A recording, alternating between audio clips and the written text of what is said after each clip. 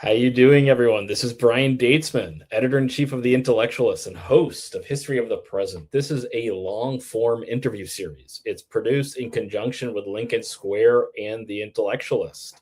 History of the Present, we try to examine the major forces that are reshaping the world in real time, whether it's war, democracy erosion, technology, climate change, AI, geopolitics, inequality, and the changing international order. Today, we're honored by having Drew Hinshaw, a reporter for the Wall Street Journal, and co-author with Joe Parkinson of the book Swap, A Secret History of the New Cold War. The book is based on more than 100 interviews and hundreds of primary documents. It reconstructs hidden negotiations, intelligence operations, family campaigns, and political decisions behind the largest East-West prisoner exchange since the Cold War. But SWAP is also about something larger, and this is important. It is about how authoritarian states like the Russian Federation turn human beings into instruments of power, and how democracies respond. What happens when innocent lives may strengthen the system that is also endangering them. Drew, thank you for joining me. How are you doing today? I'm doing great, and thank you, Brian, for that excellent summation of the themes we were trying to discuss in this book.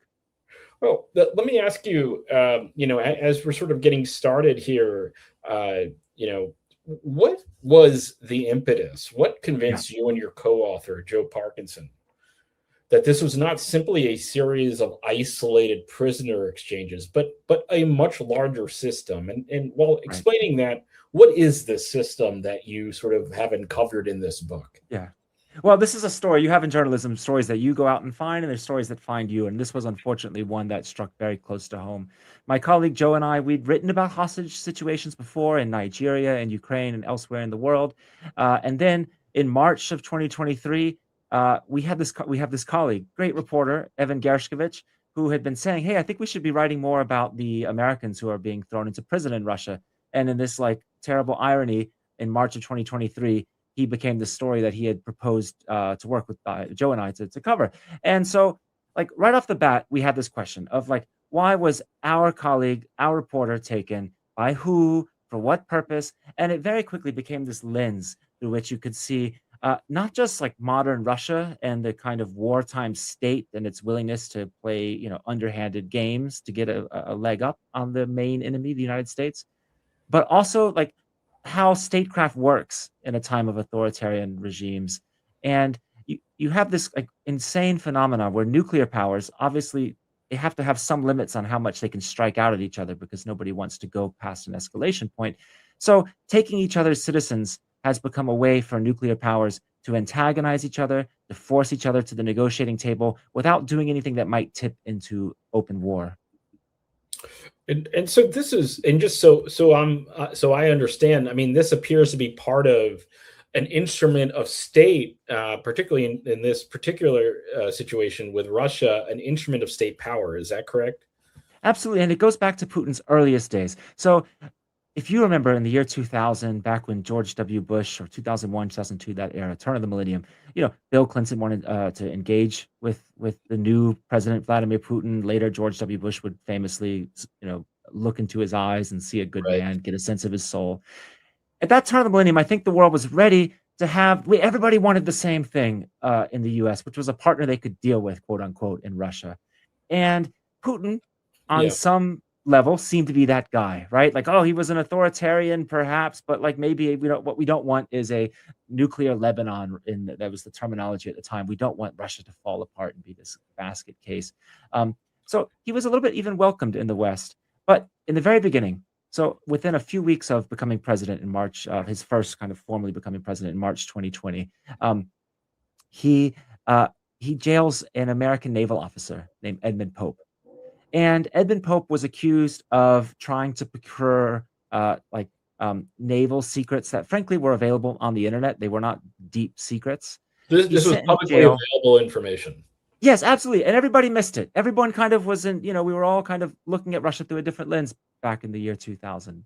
And so he's thrown in jail. And at one point, the prison director, he's thrown into a jail called Lefortovo. And it's a jail that was built under the czars. It became a sort of byword for Orwellian oppression under Stalin. and it was where a lot of the purges. Horrible place, Well, famously, it's not a place you want to end up in general in life. And so Edmund Pope gets thrown into Lefortovo, and after a few months, he gets called to the prison director's office. And while he's sitting there in the prison director's office, the prison director picks up the phone and calls President Vladimir Putin, who has been under huge pressure from Bill Clinton. Bill Clinton has been personally phoning Putin, release Edmund Pope. He's got a medical condition. You got to let this guy go. Putin lets him go. Edmund Pope comes back to America home free, and he's trying to tell everyone who will listen, this guy Putin is not, kind of an enlightened despot. He's not someone you can deal with. This guy is a mafioso, but nobody wanted to hear it. It's the year 2000. We had lots of other priorities, and pretty soon one of our priorities was terrorism, obviously. Let's just go to that, because people, it's 2026 now. There's a lot of some people have been born. Right. What happened what happened with the breakup of the Soviet Union to the apartment bombings? Right. So there were these apartment bombings, I believe, in September 19, was it September 99, I believe. And so there's this period between the fall of the Soviet Union and you have Boris Yeltsin, and then you have Putin. Sort of, he comes in. What happened to Russia in those, let's say, 10 years? Well, let's talk about what happened to Putin, because critically, Putin was not in Russia during this period. He was serving as a KGB officer in East Germany. In his telling, and you'll never know how much of this is Putin's own self-mythology, how much he believes, but in his telling, he was working with these kinds of spies called illegals. These are the spies that Russia's most famous spies, the ones who go to other countries, learn the language perfectly, pretend to be Canadian or Argentine or Venezuelan. It's kind of like The Americans, the movie. Absolutely. It's The Americans. And you know what? Long before it was a TV show that like mesmerized Americans, this was huge entertainment in the Soviet Union. This was like the Soviet Union's answer to like the gunslingers of the West that Americans grew up with. So in 1968, there's a movie, The Sword and the Shield. It's about these kind of illegals. It's about a Russian who pretends to be German, climbs up the ranks of the Third Reich, gets really close to Hitler's top lieutenants. An amazing movie, if you ever think the Soviet Union produces like boring old propaganda, no, some of the propaganda was thrilling and amazing. In 1972, they make a movie called 17 Moments of Spring. Putin sees that too. Putin would credit these movies for inspiring him to walk into the KGB office at the age of 15 and say, hi, I'd like to be a spy. And of course, that's not how it worked in the KGB in the Soviet era, so he wasn't accepted. Instead, he goes off university, he's recruited, he's sent to East Germany, and he, by his telling, works with these kinds of spies. It must have been amazing. And there's some for him to like work with these like creatures of Hollywood in his mind, this mythology, or rather creatures of the Soviet movie answer to Hollywood. And he's working with them. And then all of a sudden, just like that, the Soviet Union collapses. And he never really comes to terms with it. And you can see it from his perspective, because there's a case that the Soviets, they lost the Cold War, but they were winning the spy war. And so for him, it's like, we've lost this war, but we, the spies, were serving our country. We were doing our best. And now we've just been abandoned. He claims that he drove a taxi for a few years in St. Petersburg. Who knows how much of this is true? But then he goes off and becomes deputy mayor. One of the first TV interviews anyone has ever done with Putin. In fact, I think it might be the first. He recreates one of the films from these spy movies, like the famous finale to one of these spy movies. He recreates the scene. I mean, the guy's a major fan of spy fiction, and it's hard to know where his love of spy fiction and his love of genuine Russian espionage of the type that we've all become, unfortunately, far too familiar with, where one ends and one begins. But to answer to your question, during this interlude where the Soviet Union falls apart, he is still venerating this Soviet spy history that he grew up with. And he's not the only one. There was a poll at the turn of the century where Russians were asked, who would you like to see become president? The number one was a general from the Second World War, long since dead. Number two was a fictional spy from an old Soviet movie. It would be as if you asked Americans, or Brits, I guess, who would you like to be prime minister? And Brits said James Bond. You could just see that the society was craving these kind of spy heroes again. And why is that, though? Vladimir Putin. Why is that, though? Yeah. What was happening there? Because they had a sense of purpose. I mean, you'd have to sit down with a Vladimir Putin psychologist, and not just his, but everyone who loves these spy movies. First, these were really great movies, and they told stories of sacrifice of Soviet citizens doing their everything to defeat a real evil, which was the Nazi regime, and they did. And in this telling, these movies, when you watch them, it's like you can really get a sense of the beauty of sacrifice And I'm just saying this not to convert your viewers and listeners into like would-be basically Soviet spies, but to put you in Putin's yeah, mind.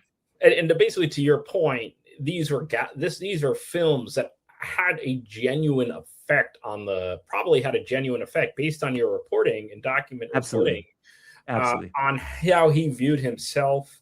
Not only Putin, I don't want to give spoilers, but when our friend Evan Gershkovich came out of prison, that very night, a bunch of the men who were in charge of arresting him and trading him and the negotiations, they staged a photo out of an old Soviet spy movie. So this stuff, it's like really hard to say. This is where the kind of Soviet lore of spycraft and this is where the reality ends. They're so interwoven, and I don't want to go too down a rabbit hole, but this goes so far back. I mean, everyone who knows the story of Peter the Great knows that at one point he snuck into Europe and just basically pretended to be a totally different guy. The Tsar of Russia was bouncing around the Netherlands and the UK or England at the time, pretending to be somebody else. So this is like really deep in the mythology of sacrifice, and certainly was for the Soviet Union. And just like that, the Soviet Union collapses and it's gone, and the West makes a mistake. We think, oh, these spies, these undercover spies, they are like knights or gladiators or cowboys, something from the past, romantic, interesting, but not part of the real world today. We were wrong, because one of the very first things Putin does when he becomes president is to reinvigorate that program. And what was going on at the fall of the Soviet Union, really, until you have this sort of resurgence in fossil fuel prices, right? Russia, the country of Russia, no longer the Soviet Union, the country of Russia experiences severe deprivation, living standards drop, life expectancy drop. So historically, it's not unusual that people in those circumstances, and there was a lot of crime, people were looking, particularly in Russian history and Soviet history, were very recent, for a strongman. Mm-hmm. Yeah, and in comes Vladimir Putin, and he plays the part. He plays the part of, we were just talking a few minutes ago about how Russians in that period that you're talking about, there was a poll where the number 2 person they wanted to be president was a former Soviet spy. Putin fills that void, and he comes in, and at first I think he is, the West kind of tries to treat him as a potential business partner.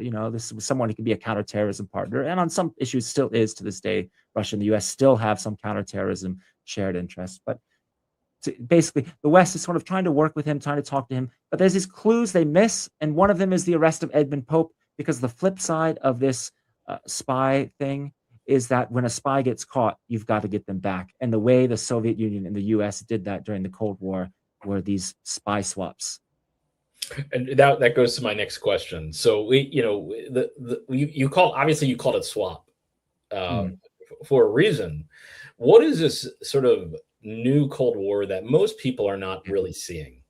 Yeah, no, this is what leaders do. When you see a G20 or a G7 meeting or a United Nations General Assembly, and you see Xi Jinping there and Trump's there, and they're all mingling in the crowd, you can be sure that countries are handing each other lists or verbally communicating lists of the people they want back, and they're horse trading. Horse trading in human lives is not a kind of marginal thing that happens in statecraft now. It's at the very center of what world leaders do.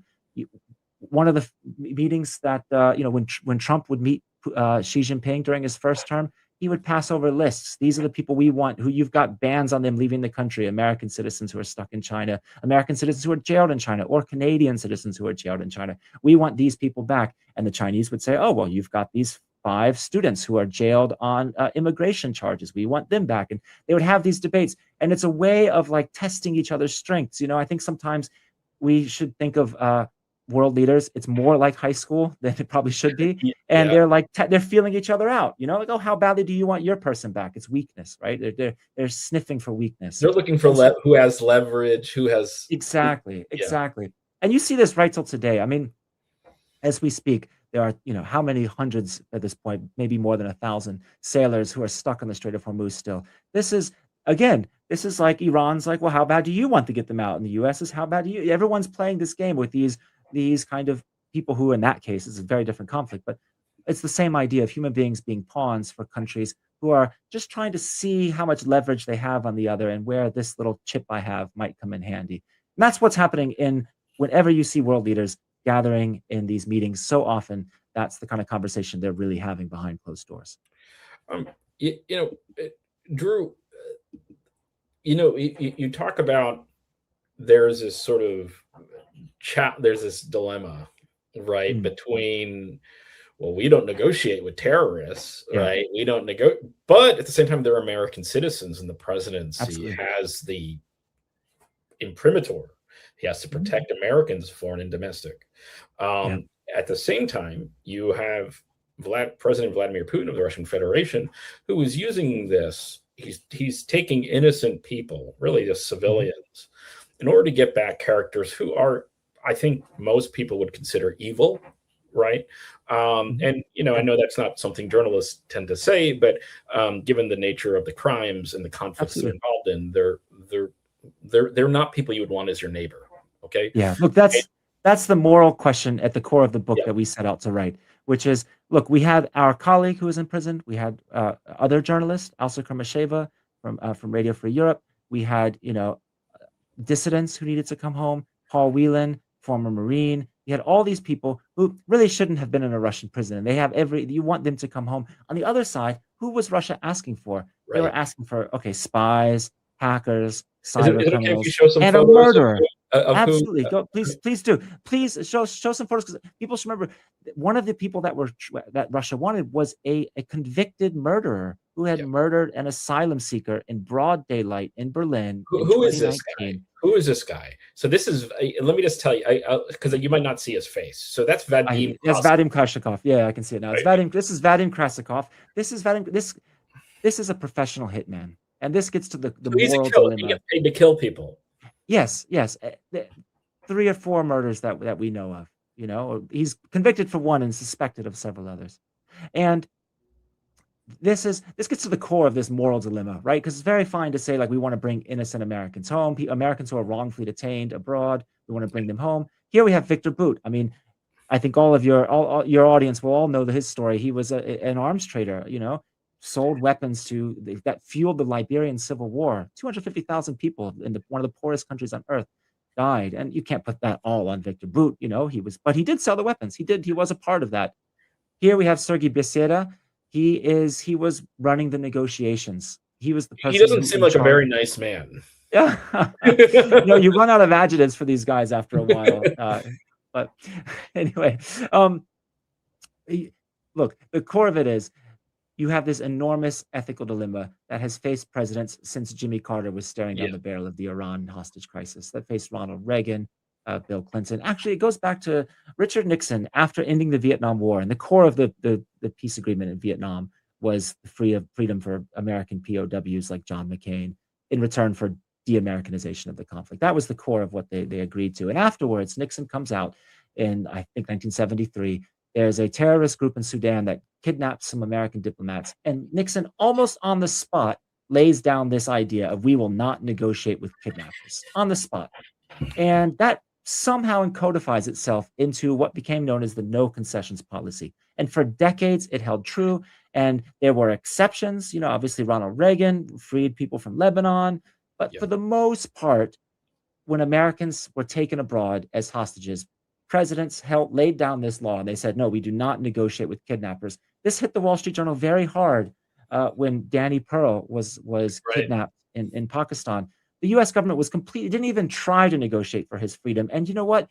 He was, at first, they were kind of like more criminal-like elements who had taken him. Maybe that he could have been alive today. But that was, at the time, there was this moral certainty after 9/11. We don't negotiate with terrorists, kidnappers, bad guys writ large. That was the idea. I think where it really hit a limit was in 2014, where ISIS kidnapped a journalist and an aid worker, and we all know what happened. They were executed on camera in an extremely gruesome way.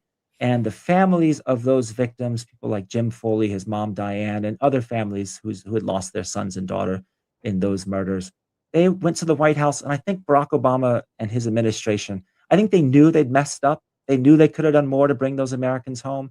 They knew they'd set on this idea of moral hazard of, if we do this deal, will it lead to more? They'd set on that question for too long.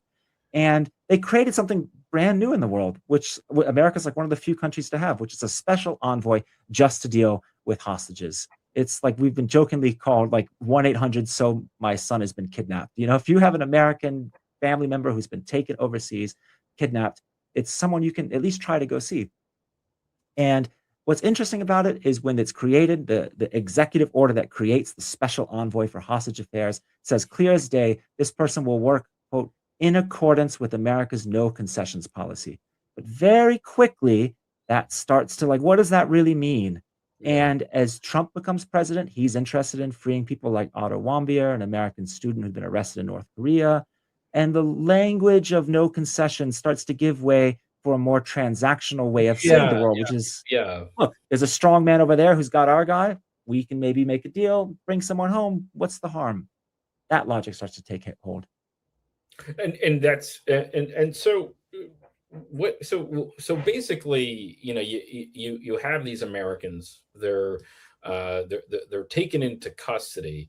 And when does Russia or Vladimir Putin, decision makers in Moscow, realize that have something that they can use as leverage that we really cannot, like you said, we're nuclear powers, right?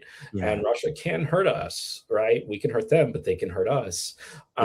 When did that realization really come in? Let me set the scene. It's 2018. It is the height of kind of Russiagate in America. Russian espionage has gone from being like a joke, like, oh, funny, that's like the Americans, to being all too serious. People are very nervous about Russian electoral interference and the rest. And a woman named Marina Butina gets arrested. She is it's funny. It's not, I don't know that it would be right to call her. She was actually Maria Butina, very interesting history, if I may just interject. She asked Donald Trump a question directly. That's right. She did. Yes, exactly. About sanctions, if I remember right. Yeah, about sanctions and the Majinsky Act, which I'm sure something she is not. It's a funny, look, here's how undercover she was. She had a picture of Vladimir Putin horseback on her phone. Her birthday party was called Czars and Stars in DC. And, but these Republican operatives, serious campaign officials who worked with Trump would come to her birthday party. Go ahead. Yeah. No, I mean, she was at, my understanding, she was at the inauguration too. That's right. She was at one of the inauguration balls. That's right. She's at one of the inauguration balls. She was really well. She had this story that she was a Russian gun rights activist. Now, this is preposterous. Anyone who knows anything about this is just not a thing in Russia, the Second Amendment. But whatever. It was the right music. All these people to go overseas with these silly sort of gun rights in Russia. Yeah, that's right. That's right. So she's arrested. And I don't know. It's a weird thing. And I don't have an answer for you, but somehow Putin gets it in his head that Maria Butina is facing 15 years, which in Russia she might be. In America, she's facing some really obscure lobbying charges. She's looking at maybe a couple, 3 years in prison. I think the max was 5. She's not going to get the 5 anyway. But they also have her boyfriend, who was pardoned also after January 6th. I did. Okay, interesting. Yeah. She had 2 boyfriends, if I recall. Okay. Right. Patrick Byrne, I want to say. Interesting. And what a world. So it seems like she had a pretty big and again, that's my recollection. She had an amazing Rolodex. She was well connected. She really did. She had met John Bolton, which is, you don't get more of a Russia hawk than that. And so she's going to jail for some time. And Putin's thinking it's going to be 15 years. Now, were there people in the Russian system who want her back and are telling Putin, oh, it's going to be 15 years, you got to do something? That I don't know. But it's so in December, Putin gives this press conference at the end of every year, and there's hundreds of journalists, and they're all raising their hands, competing for questions, and some people get questions and some don't, and how that works is its own alchemic science. But 2 people, almost back to back, ask Putin the same question. And the question is this: China, just a few weeks ago, arrested 2 Canadian citizens because they want someone back from Canada. Aren't you going to do the same thing? And they're kind of challenging. If you watch these questions, they're a little bit challenging Putin's his manhood. Hey, Xi Jinping's doing tough stuff. Are you going to do tough stuff, or are you going to play by the rules? For his critics, there, it's usually coming from the that's exactly. That's how you get things, And so, a few days after that press conference, I think 8 days after that press conference, there's a former Marine. His name is Paul Whelan. He's in the Hotel Metropole in Moscow. He's shaving. He's going to a friend's wedding. A bunch of FSB officers, Russian, intelligence officers, come piling in. throw him on the ground, arrest him. He's taken to a van. He's put in Lefortovo, the exact same prison where Edmund Pope, that we were talking about at the beginning of the Putin presidency, So served almost his two terms. decades prior, he's going now Yeah, to the that's same right. place as Yeah, the gentleman who warned about Vladimir Putin 2 yeah, decades ago. that's right. That's Yeah. right. And almost immediately, within days, the ambassador, John Huntsman, at the time, goes and sees Yuri Ushakov, one of Russia's top kind of Putin whisperers, like I think you could call him. Mhm. And Ushakov is incredibly blunt. He says, "Here are the people we want. We want uh, Maria Butina. We want Victor Bout." Now, Victor Bout, that name reaches the Trump White House, and the answer is no and hell no. There's no way they're getting rid of Victor Bout, and that's the other thing. Kind of falls through the floor right there. Nobody wants to give up Victor Bout. They're not going to give it up for a former Marine who's not famous, and that's where Paul Whelan's case unfortunately takes a very sad turn. He spends years and years in Russian prisons, and is ultimately sentenced to, I think, 16 years for espionage charges that he completely emphatically denies, and the U.S. government denied. Uh, but it falls through the cracks. And so if you're an American, let me just ask you, Yeah. if you're an American visiting the Russian Federation, let's say you go to Moscow or St. Petersburg, some of the bigger cities, Mhm. is it likely that the authorities will probably want to know more about you? Yeah. So here's something interesting: is when I so I'm gonna fast forward now. So Paul Whelan's been in jail for 6 years, I guess, 5 years, and our friend Evan is arrested. And we start to look into who arrests him, and we uncover this whole world of a spy unit called DKRO, DKRO, and their job is to know exactly these kinds of questions. Their job is to know, hey, this basketball player who comes here, like, what's her routine? When is she coming? What's she like? This Basically, like intel journalist, who would be targets. interested They're in? intel Yeah, targets. exactly. They're profiling the American. Even to one point, we heard from a former student at the embassy high school. I mean, we're talking about someone who was at the time a teenager who was pressured into spying on his friends. Um, this is if you're a US diplomat there, you can be sure your apartment is broken into, your stuff is moved, your listening devices, all of that. It is part of being a prominent American in Russia. And so to kind of continue the story, this is the kind of asymmetry that the US faces when it plays this game of prisoner swapping with Vladimir Putin. We don't do that. We don't have a list of prominent Russians residing in the US that we can go grab whenever we want. But the reverse is not the US, Russia does have that capacity to play that game in a way that the West does not. What is the bargain? What is the bargain, if there is one, with the security services between Mhm.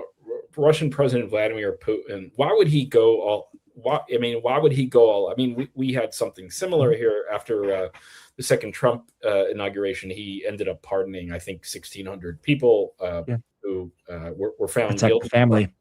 Yeah, related to January 6th. It's again, but it's atypical in American history. Why Yeah. would Vadim Krasikov? Why would he put Russian The again? People might not look at know. the greeting when Vadim Krasikov comes home Yeah, from what had been a life sentence in Germany, and he mm, lands in this red carpet treatment in Moscow at the yeah. airport. He and Putin clasp hands, and they say Putin says to him the equivalent of "What's up?" These guys know each other. Uh, you know, they This is about you're asking like, why does Russia Well, do yeah. this? Why is he so This is the loyal bargain. The bargain to is you these go guys? out there, you serve the country, we'll get you back. That's the Okay, message it that's sends. the bargain. And now it sits very uneasily because the reason they're able to get their people back is because we in the US we want journalists to come out of prison. We want dissidents to come out of prison. We put a value. I mean, I was there. We put a value on a very different type of individual in the US. I mean, I was there when with Joe Biden and Kamala Harris, they're in charge at the time, pulled up in a black limousine and welcomed two journalists and a former Marine off the airplane coming home from Russia. And the message that same day, Russia had been welcoming spies, hackers, a murderer. That was their side of the prisoner deal. And I found it to be an interesting statement about the two countries. And so why Putin does this, it's almost like a mafioso message. Like, look, you Yeah. serve the family, you go out there, you do what has, in their view, has to be done, in our view, correctly. These are heinous crimes, and they'll get you back. And they're able to get people back because we in the US and our allies and Europe and overseas, we put a value on individual lives that, And human dignity. or our own at least. Yeah. Yeah, Yeah. yeah, and so it do, and I know it's really hard to know because you really can't poll people in Russia, right? Yeah. Sure. You can't really understand what popular support is. Do the and this might be a question you can't answer, but do people in the Russian government understand how they are perceived by the Western by their interlocutors, let's say from UK, USA, basically that they're looked at as sort of this authoritarian kleptocratic regime with an evil sclerotic leader who is a threat to global stability, and thus they're dealt with sort of carrot and stick because we want to prevent a greater catastrophe from happening. There's a famous interview with Sergei Lavrov, the foreign minister, and someone asks him basically exactly that, and his response is, "We know what Russia is. We know it. That what you just described. That sounds like from you a judgment. There's an asymmetric strength in Russia's ability to grab and hold foreign visitors as hostages." They don't they're not worried about the tool. moral calculations. They're purely focused on strategic objectives, absent moral qualifications. It seems like. Speaking of Putin specifically, I think the war in Ukraine, which is his main goal, is of almost religious importance to him.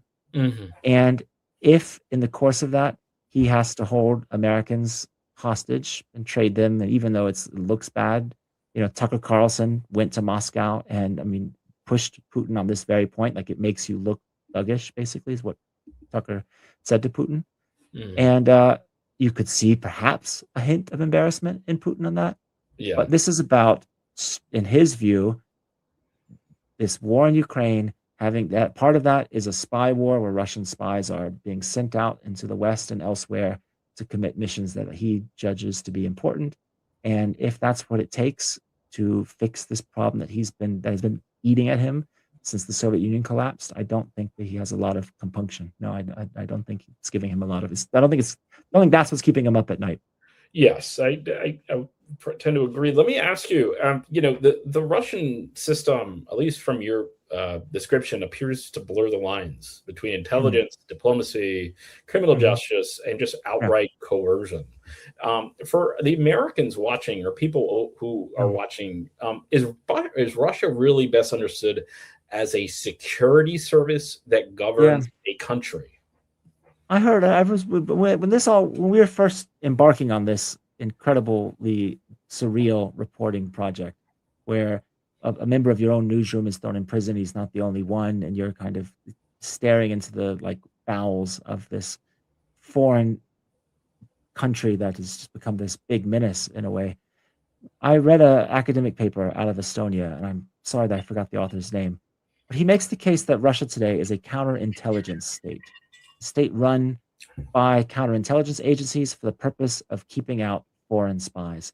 And now how you define foreigin spies, it's in the eye of the beholder. Putin defines that very broad, right? He used to give these speeches in February, every February, he used to give these speeches where he would basically say, last year you arrested 400 spies, we need more. And the next year he'd come out and say, you arrested 500, we need more. And I can't help but wonder, who are these 500 spies? Because I am not aware of 500. Maybe the U.S. has 500 spies in Russia who've all been arrested, but I don't. It begs year the after question year of who after these people are. It begs the question of who is being thrown into prison and why. And but the point being that this has become such overriding importance to the Russian state, and the war in Ukraine and the way it has unnerved Russia's sense of its own security has only exacerbated that and contributed to something like paranoia. Paranoia is this Russia has a reason to be paranoid, considering it's in a war that it started with a country that's been very good at striking back, but a heightened sense of fear that that, has given incredible power to a handful of counterintelligence agencies that act with impunity. Drew, I know you didn't write about this, so I apologize Mm. in advance for Okay, asking you this that's question. good. But Sure. but based on your review, understanding maybe the character of the regime over there, there's a Mm. sense in the U.S. that Russians are almost depending on Putin to live forever, Mm. and that they're because of the nature of the regime, Mhm. he really can't choose a successor, and he Mm. can't also have any obvious alternatives, right? And you sort of Yeah. we have seen what happens to people who upset Vladimir Putin Mhm. Sure. when he's no one lives forever, right? And so when he Mm. leaves this mortal coil behind, Mm. it's very possible it could go to someone even more right wing, right? The Mm. country, but it seems Okay. like that country is going to have a lot of problems in the future, particularly because Mm. of the destruction of their economic base for the pursuit of You're this losing war. you're losing 30 to 35,000 30 to 35,000 casualties. It's not deaths, but casualties a month. You've had prisons emptied out, serial criminals set free. You have Some of them are a coming debt home too because they survived. yeah. You have a debt overhang. You Russia has look at what Russia has lost in the world. Venezuela is no longer a client state. Its troops in Mali, as I'm talking to you, are holed up in a town called Anafis. I've been there. I mean, this is there's maybe 6 buildings there. I mean, it's a tiny little desert town, and the Russian army is struggling to hold that against Tuaregs And they're facing in the desert. real Yep, violence, the Russians over there. that's right. My They understanding. are absolutely. They're losing that war. They're losing the war. They wrote in there saying we're going to show the West how to fight terrorism, and they're losing. They lost Syria. I could just sit here and tick through countries where Russia has faded, and frankly, Ukraine in Syria and elsewhere has been a part. They've globalized this war, and so I have no idea, and I'd be hubristic to I the know, and maximum that's to why I predict said I apologize for when asking. and how and who comes next.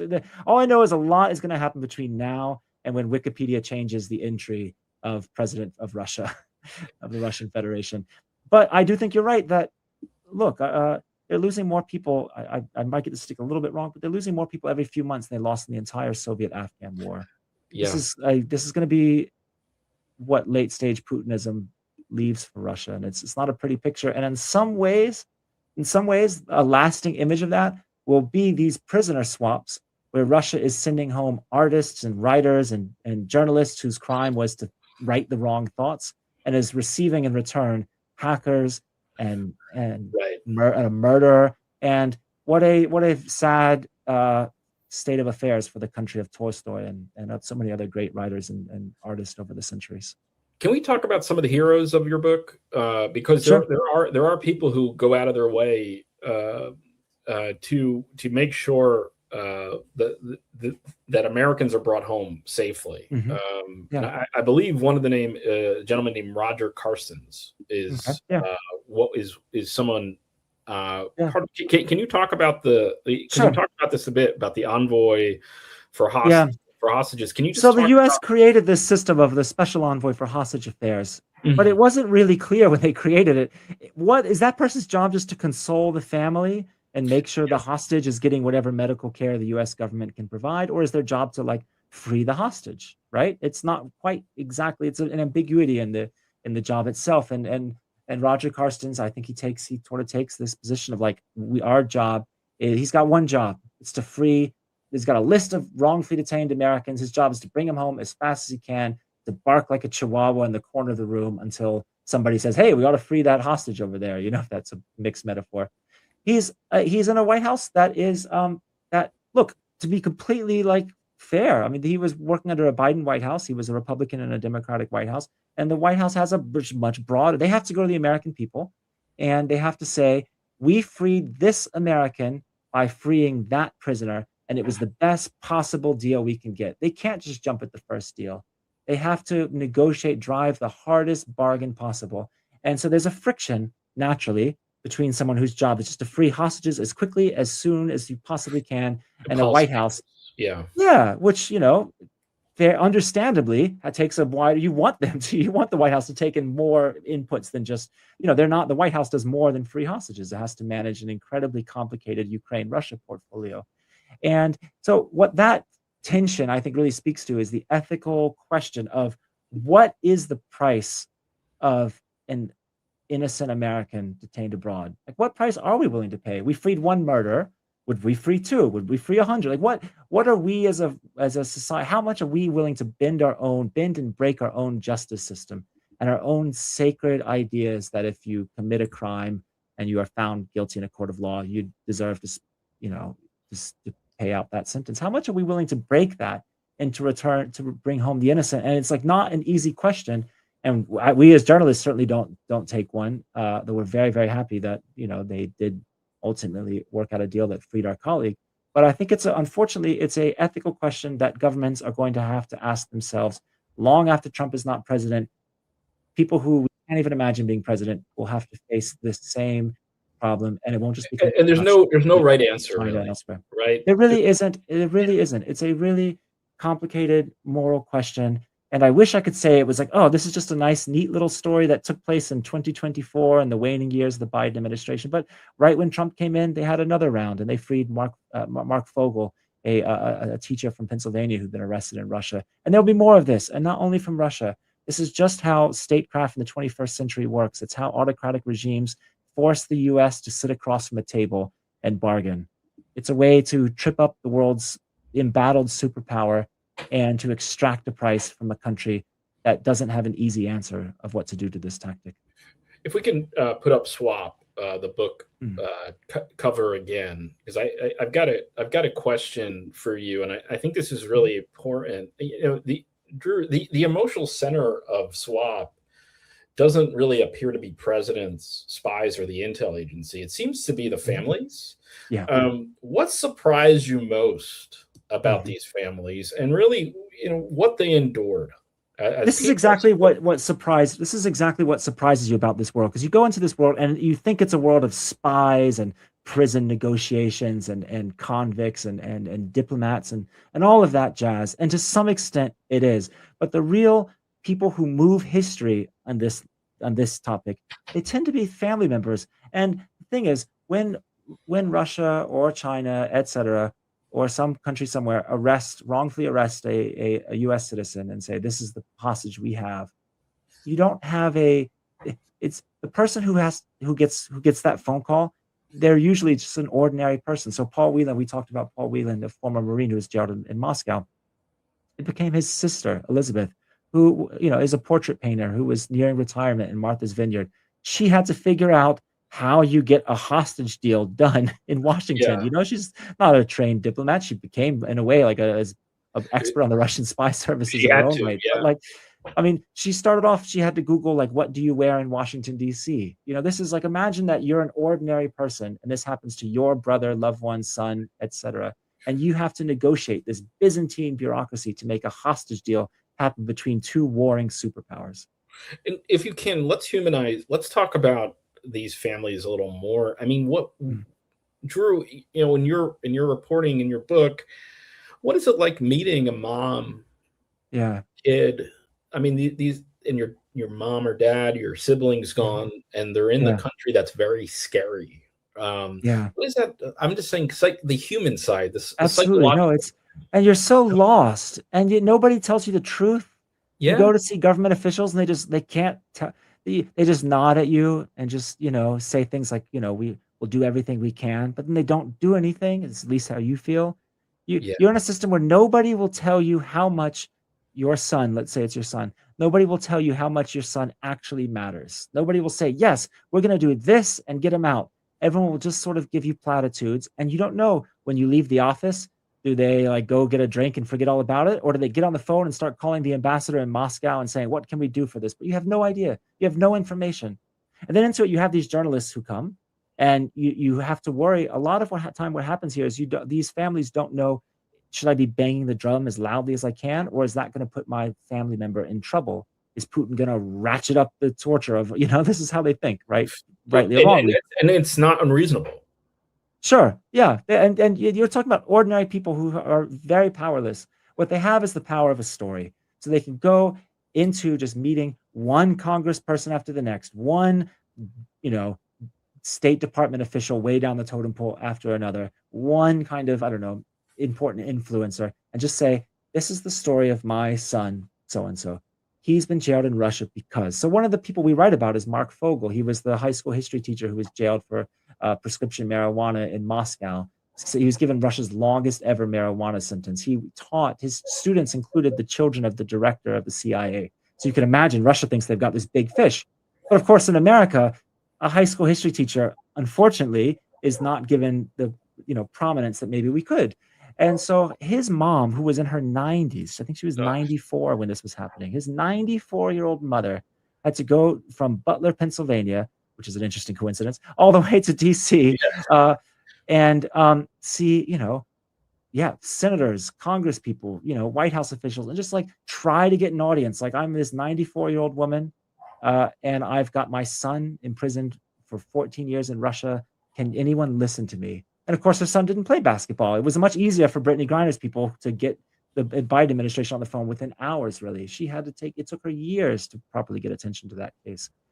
And I find that, but what is the upside of this is that family members do go to bat for each other. In that way, it's like a story of devotion of families who have no prospect of success in the beginning. Just imagine being a 94-year-old woman wandering the halls of the Senate, being like, "Can anyone help free my son from a Russian prison?" But it would be dogged determination, they do bring them home. Yeah, that would be daunting. Can you imagine? In a way, what's interesting is, we always talk about the opacity of like autocratic states like Russia, and you never know what's going on there. But actually, there's the U.S. system can be really opaque for these families. It's just like, how do you free someone who's wrongfully detained in Russia? Like, who do you call? What do you do? What's the button to press? What fax do I send? You don't know who to talk to. Do you talk to the Department of Justice? Do you talk to the State Department? You have no real roadmap for what to do. But I do find it inspiring that these families that we write about, they do the devotion. I mean, you'd hope that we would all do it for each other if one of us was jailed in Russia. They do make this journey and ultimately bring home their family members. Unfortunately, we're in an era where the First Amendment, freedom of the press, if it's not the U.S., just globally, is under a lot of pressure right now. Does that what happened to your colleague, for instance, with Evan? Does that give you pause, or your colleagues pause about reporting? Reporting from countries that you could die in prison. Absolutely, it makes me very sad because I didn't, become a journalist to sit outside Russia and look at it through a pair of binoculars and ask myself, or any country. I used to go to Mali all the time. I used to cover West Africa, and I loved like meeting ordinary people from deep in the Sahara and just trying to, like, at least for the course of an hour-long interview, understand the world as they saw it. But now that is one of the many countries where you can't go as a journalist. You can't go to Russia. China has kicked out Wall Street Journal reporters years ago. There's Iran obviously is its own challenge right now. And I find it very sad because the whole idea, for those of us who became journalists after the fall of the Berlin Wall, the idea was mutual understanding. Like, the walls are down, guys. Let's go out there. Let's understand each other. We're not going to be the same, but we can at least, like, through creating newspaper articles, we can contribute to some level of mutual understanding, and maybe that will lead to a better world. But now we're in a place where you can't go. I can't go to Burkina Faso and try to understand the state of that war in that country. It's just too dangerous, and it makes me very I find it very sad because I feel like I'm stuck back on the other side of a wall, staring through binoculars at these countries that are slipping from our understanding. Why do you think authoritarians in general, again, not particularly China or Russia, but why do you think authoritarians in general are afraid of the free exchange of ideas? Yeah, it's obviously it's a huge question, and I think because it is challenging.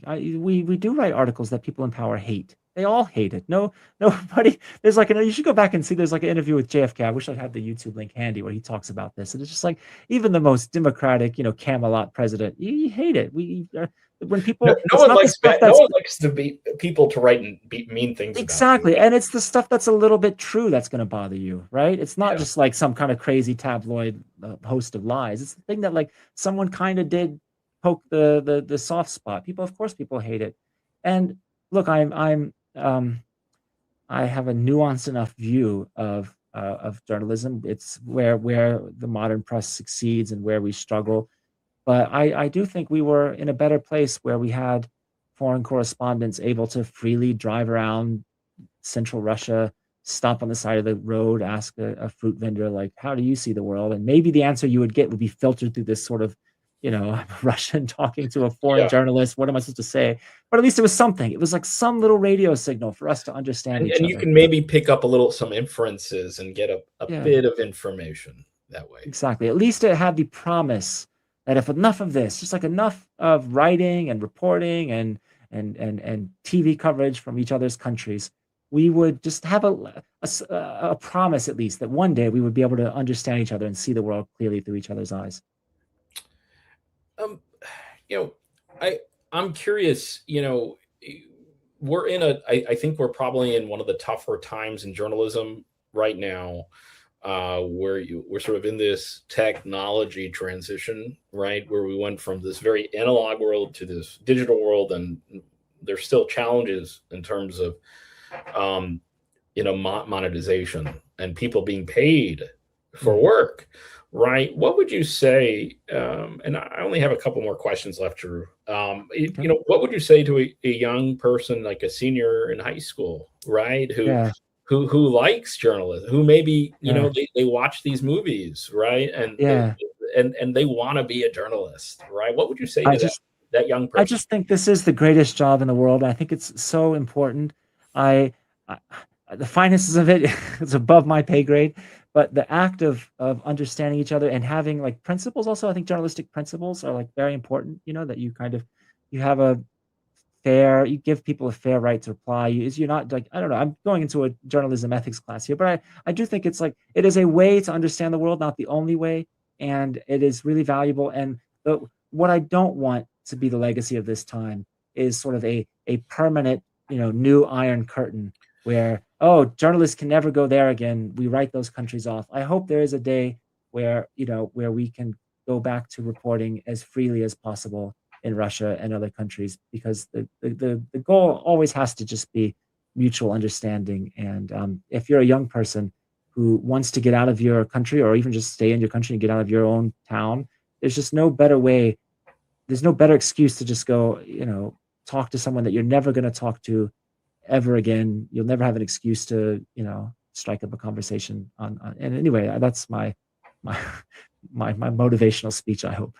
And let me ask you. So I have two more questions. All right. Yeah. So the second to last question is, paradoxically, though, wouldn't China, Russian Federation, if they did have a free press, they would be a much stronger countries.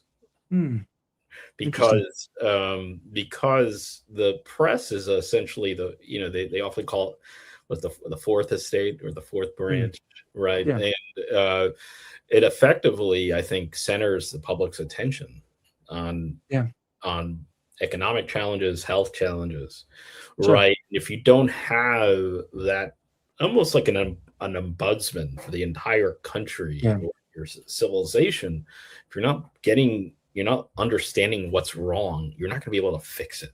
That's my point. And so it's a canary in a coal mine, isn't it? Like journalism, when you see journalists being jailed, and that's why there you can say like, oh, look at all the hours. I mean, when you add up all the hundreds of hours that people spent bringing together the prisoner exchange that freed 3 journalists, former Marine dissidents, in 2024, you add up, it's a huge amount of time. There's a part in our book where a person working on this case goes into the office of Jake Sullivan, the National Security Advisor, and there's a map of Gaza on the wall. And the person just thinks, wow, this guy is dealing with a war that is claiming tens, maybe, I don't know, tens of thousands, if not hundreds of thousands of lives, you know? And he has had to spend all this time to free a very small number of citizens. But those citizens are journalists. And so I can see a critique where you say, like, oh, that's preferential treatment that journalists are getting. But I can also see one where it's like, well, journalists are a barometer of the health of a society to Right. discuss big problems. Yeah. Yeah. And there's a reason why if you don't have journalists, you probably don't have a democracy, right? I mean, Yeah, if you don't, true. because they're like you said, the canary in the coal mine is a great analogy. Um, Hmm. you know, final question. What are, Drew, what are you working on? Mm. And, what are some things maybe from Swap, if we can just show the Yeah. book one last time, what are some things you would just like to say to people interested in buying it, and why this book Yeah. really, I think, really helps explain the present moment?